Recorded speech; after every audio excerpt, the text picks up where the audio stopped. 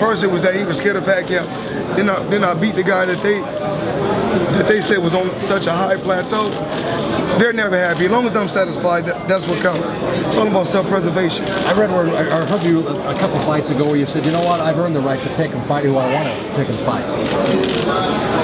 They said, if I'm not mistaken, they said Pacquiao was a god. That's what they said. Like I said before, everybody that criticized Floyd throughout the years, for years and years, I fought Cotto, I fought Canelo, I fought Pac. When Diego Corrales, may he rest in peace when he was at the top. I fought him when he was undefeated. I fought Ricky Hatton when he was undefeated. All the best fighters in my era I beat. Well, I can't imagine you retiring at 49-0 when you got that record of sitting out there. It's really not about the the record. It's about doing record-breaking things and helping other young fighters try to accomplish other things like breaking your record.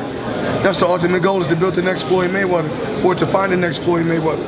Since you say this is your last fight, can you take us back to your first pro fight at Texas Station? What do you remember from that?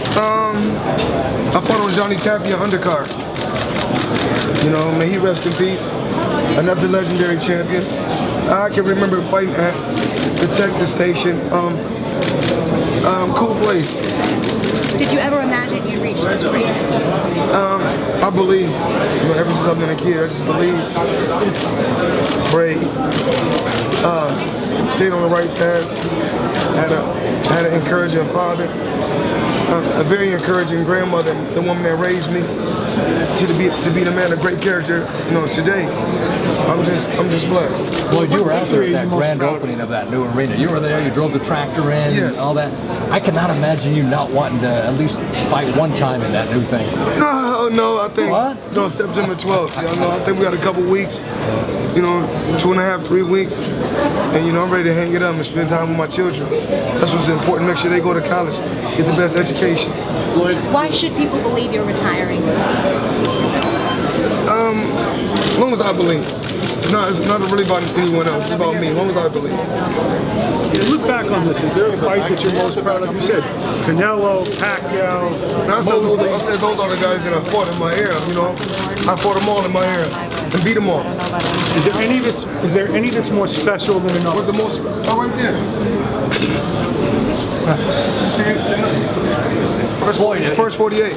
If Rocky was alive today, Marciano, would he advise you perhaps to go for his record and break it?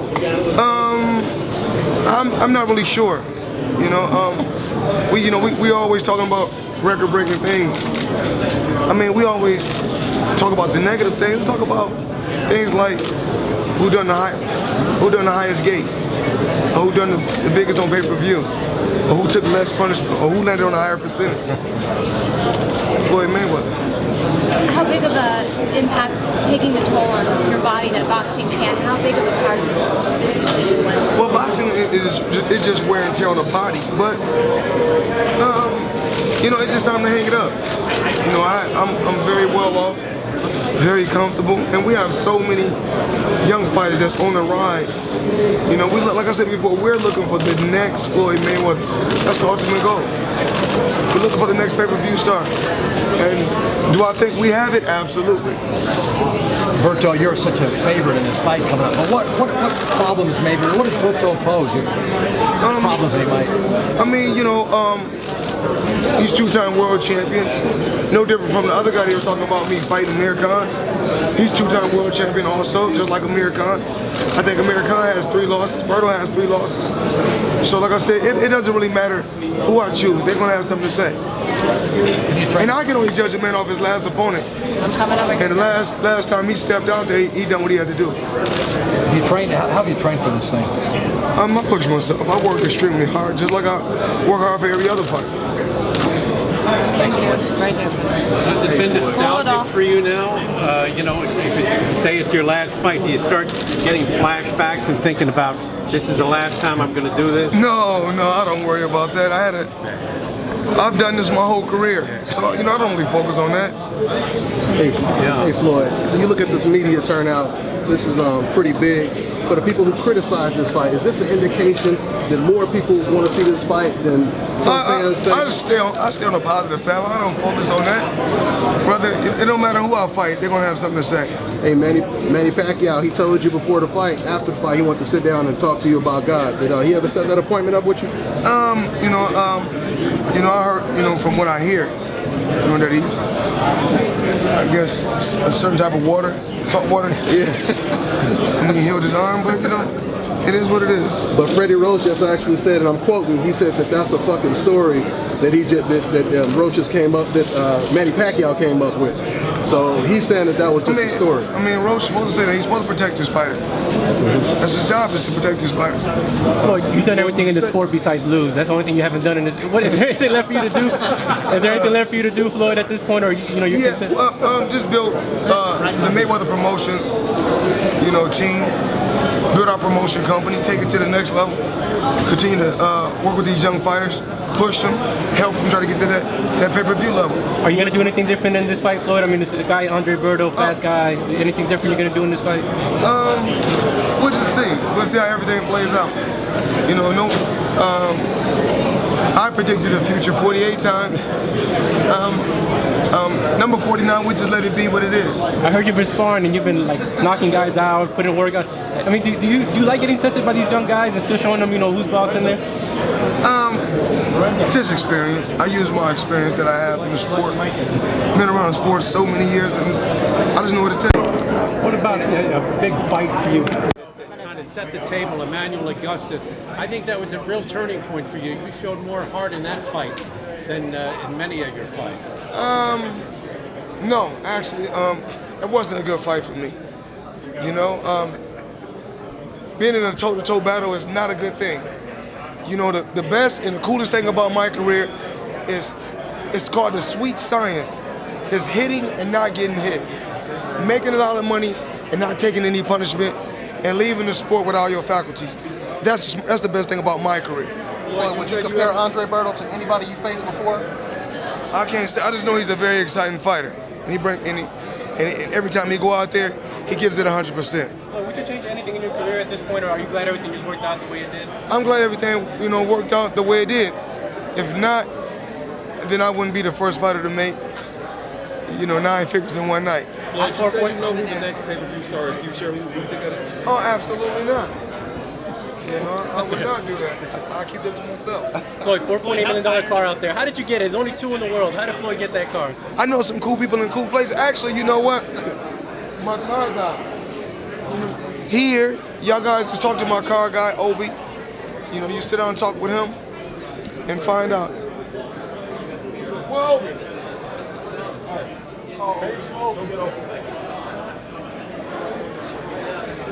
You feel like your Suburban better than it, or you like that one better? I like my Suburban. Floyd, since you are retiring, would you ever consider returning to the WWE? I don't know. I don't really know what the future holds as of right now. Floyd, how tired are you physically and of all this? It's work. It's work. Do you truly think you can deny your competitive juices, Floyd, and not come back? He won't talk to you about the car. Sure. How did Floyd get this car? There's only 2 in the world. Yeah, there are only 2 in the world. It was a very, very special deal. We got it through a billionaire. He wanted to send it to Floyd, and through some of my channels, I was able to acquire the car for him. And then at that point, Floyd called me at 3:15 in the morning, and he said, "Hey, Obi, I want to come down to your showroom to look at the car." He came down around 4:30 a.m. I spent about 2 hours with him. He seemed very excited. And then, he started training. And then on Friday, he called me. He said, "Obi, I want that car, and I want it now." So I started moving, got it here, delivered to him at 5 a.m. in the morning. Wow. What kind of car is it? It's a very special car. It's a hyper car. You got supercars and you got hyper cars. The car weighs about 2,800 pounds. It's a koenigsegg CCXR Trevita. The word Trevita is Swedish for 3 whites.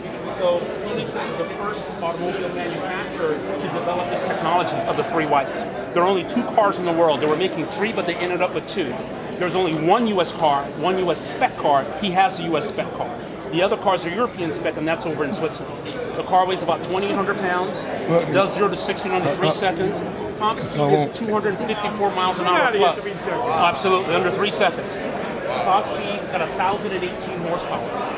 Top speed is over 254 because at 254 miles an hour, the car was still running. That's the story of that car. Hold on, you don't have to worry about this at this point here, but when you get to the challenge. You gotta talk about my 3 Bugattis that I got from you. I've been writing about them on All Access. Hey, He also got those 3 Bugattis. Bugatti number 1 was okay. Bugatti number 2 was the most challenging because Champ called me at 3 a.m. and he said he wanted that car in his driveway in 12 hours. Can you do me a favor? Can you give the cars a name at least? I can't. Floyd, September 12th, history to making. It may be the last fight of Floyd Manny Mayweather. How do you want the fans to remember you if this is indeed your last fight? Just smart, you know. Just being real smart outside the ring, not just inside the ring, making the right, calculated moves. No different from what I do in the inside. Do you have a history with Andre Berto? Any personal beef? Any stories, that involve you guys? No, not at all. I don't really. I see him. I see him all the time. I've seen him out before.